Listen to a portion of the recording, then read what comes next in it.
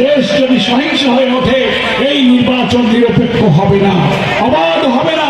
12ই ফেব্রুয়ারি একদিকে গণভোটে ভোট দেব, আর একদিকে জাতীয় ভোটে এই আসনে আমরা দাঁড়িপাল্লায় ভোট দেবো, নাকি বলেন?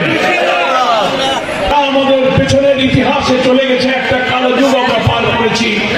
এখন বাংলাদেশের মানুষ একটা পরিবর্তন চায়, নাকি বলেন? বাংলাদেশের মানুষ এখন পরিবর্তন চায়। We need change. আমরা একটা পরিবর্তন চাই। সেই পরিবর্তন মানে কি? পরিবর্তন মানে হলো এতদিন যা ছিল, স্বাধীনতার 54 বছরে যারা দেশ শাসন করেছেন, যে চরিত্র, যে স্বভাব, 3টি দল দেশ শাসন করেছেন, কোন দলের নেতা মন্ত্রী এমপিরা বুকে হাত দিয়ে বলতে পারবে না 54 বছরে যারা 3টি দল দেশ শাসন করেছেন, দলের কোন প্রধান, কোন মন্ত্রী মিনিস্টাররা বুকে হাত দিয়ে বলতে পারবেন না যে আমার দল কোন দুর্নীতি করেনি। একথা কেউ বলতে পারবে? ভিন্ন মতের উপরে দমন পীড়ন আমরা করিনি, আমরা দলীয়করণ করিনি।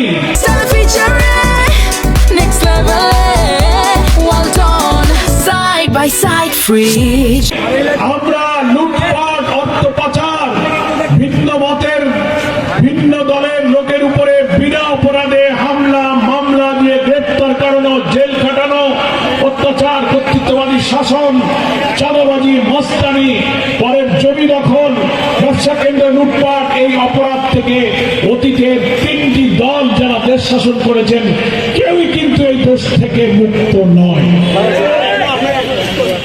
আগামী নির্বাচনে আমরা নতুন যেটা চাচ্ছি, সেই নতুনের অর্থ হলো এই 3 দল বাদে 11 দল যারা ঐক্যবদ্ধ হয়েছেন, জামাত ইসলামী সহ 6টি ইসলামী দল, জুলাই যোদ্ধাদের দল এনসিপি, বীর মুক্তিযোদ্ধা কর্নেল আলী আহমদের নেতৃত্বে লিবারেল ডেমোক্রেটিক পার্টি এলডিপি, আরো দেশপ্রেমিক কয়েকটি দল যারা ইতিপূর্বে রাষ্ট্রের কর্তৃত্ব গ্রহণ করেনি, যাদের বিরুদ্ধে কোনো দুর্নীতির অভিযোগ নেই, দলীয়করণ অভিযোগ নেই, বৈষম্যের অভিযোগ নেই, তাদের নেতৃত্বেই আগামী বাংলাদেশ আমরা করতে চাই। বাংলাদেশ জামাত ইসলামী